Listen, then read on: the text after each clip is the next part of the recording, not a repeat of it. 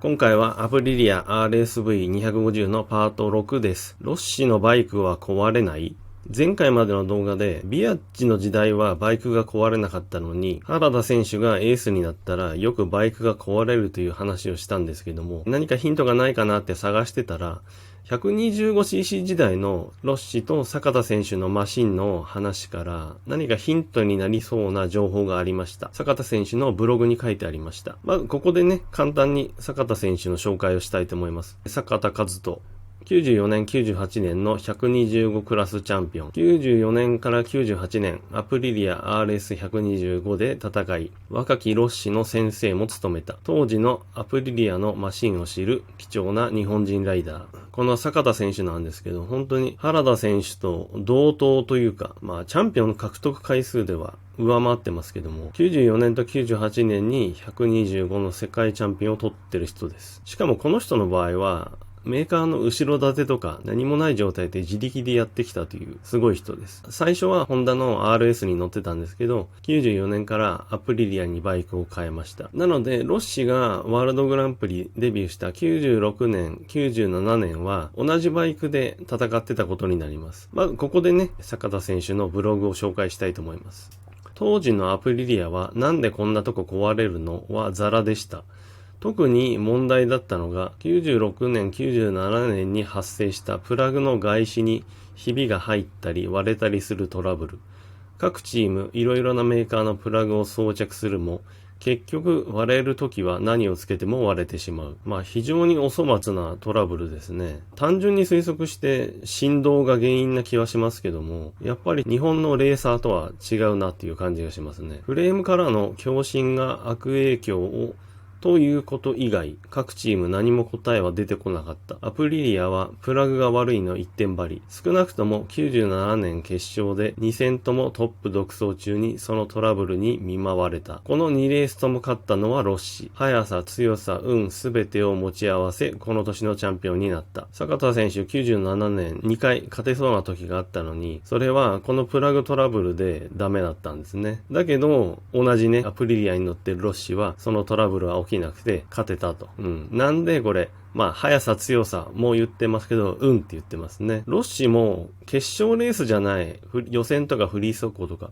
そういう時はこのプラグのトラブル出てたらしいんですけど、なぜか決勝では出ないと。だから坂田選手に言わせれば、運を持ってるって言いたいんでしょうね。アプリリアのエンジニア、ヤン・ウィットベンに指示されたセッティングで、走らされた時、メカニックが多分このセッティングは壊れるからくれぐれも気をつけるようにと言われたこともありました。ヤンはエンジンが焼き付きそうになったらチョークレバーを引けと。ここで今まで見えなかったなんか問題が見えてきましたね。ヤンさんはもしかしたらバイクの設計は得意なんだけど、現場でのセッティング作業とかそういうマネージメントは苦手なのかもしれないですね。メカニックから見て多分このセッティングは壊れるっていうようなセッティングを指示してくると。で、ヤンさんは焼き付きそうになったらチョークレバーを引けって、対応が付け焼き場っていうか、根本的に焼き付かないようにしろよって話なんだけど、何しろレースの現場ではこういうことが起きてたっていうことです。で、坂田選手曰く、アプリリアが飛躍的に良くなり圧倒的な強さを誇るようになったのは、ウィットベンが退任してダリーニャに変わってからですね。この頃はまだダリーニャさんはエンジンだけの面倒を見て、全体を統括してんのは、ヤンさん、ウィットベンだったと思うんですけど、ヤン・ウィットベンがその後にいなくなって、ダリーニャさんが全部仕切るようになったんですね。アプリリアはそこから飛躍的に良くなったんだって言ってますね。確かに、その後ダリーニャさんはドゥカティチームを率いてますけど、彼が来てからドゥカティって強くなりましたよね。それが答えかなという気はします。アプリリア時代のビアッジ・ロッシは、決勝レース中にマシントラブルは極小。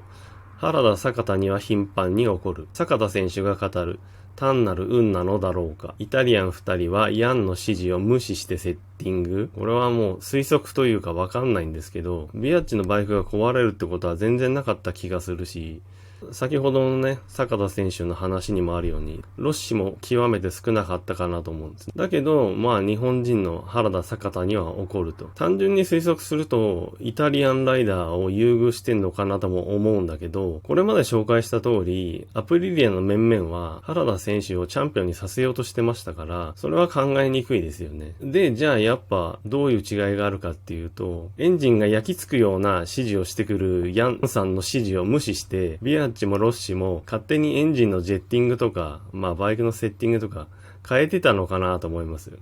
理由はそれぐらいしかないかなと思います。運もあるだろうけど、そんなにこの二人が幸運なのかなって。それも非科学的ですよね。なので、この二人はね、全然仲良しでもないし、むしろ仲悪いですけど、だけど、それぞれ自分たちで工夫して、独自のセッティングをしてたのかなって思います。これ私のね、本当に雑な推測なんで、こうじゃないのって何か違う推測というかね、違うデータがある人は、ぜひコメントで教えてください。で、話は戻りまして、最後に、実際に私が原田選手の走りを見た時の印象を紹介したいと思います。この97年、8年じゃなくて、その後、2001年にまた250に乗った時、パシフィックグランプリ、茂木サーキットで見た時の話です。原田選手プラス RSW250 の走り。決勝は優勝。精密で丁寧な走り。250で勝ち続けてきたオーラに満ちていた。ただ、UK ダンロップを好んだ原田選手、じっくり寝かせる走りが大排気量には向かないのではと感じた。この決勝レースは大二郎選手がぶつけられて転んだんだったかな。まあそれもあって原田選手が独走で優勝しました。もちろん速かったし、すごい精密な走りっていうかね、丁寧な走りでした。で、何よりも250でね、勝ち続けてきたオーラっていうか、周りのライダーが近づけないみたいなオーラを放ってました。なんですけど、原田選手って UK ダンロップを好んでますよね。もうこのタイヤじゃないと戦わないぐらいな。で、ヤマハ時代から最短距離を通るっていうライディングですよね。寝かせる時間を短くして距離も最短距離を走っていくっていう走りだと思うんですけど、この時私が見た印象だと、バイクを寝かせるのが、まあなんていうか、じわっと寝かせるように見えたんですね。その走り方が、これって、この UK ダンロップと、この軽い2気筒の2サイクルマシンだけに通じる運転なんじゃないかなと思いました。もしこれ原田選手が見てて、お前が批評すんなって言ったらもう本当にその通り、すみませんなんですけど、軽いマシンで UK ダンロップのタイヤを履いて、できる走りっていう感じだったんですね。それを長年研ぎ澄ませてきた走りっていう感じでした。で、最初にも言いましたけども、速いのはもちろん速いです。この時もね、勝ってましたから。大排気量の話をすると、原田選手は99年、2000年に RSW500 で500クラスに参戦。時折速さを見せたが、2気筒ではパワー不足。500で少数派のダンロップタイヤを選択したことも、戦闘力不足の原因。98年にチャンピオン取れなかったけど、アプリリアには気に入られてましたから、99年からは一緒に500を挑戦しようってことで、2気筒の 500cc マシンでアプリリアから出てましたけど、時折ね、表彰台に上がったり、速い場面ありましたけど、シーズンを通してみれば、やっぱりパワー不足というか戦闘力不足でしたよね。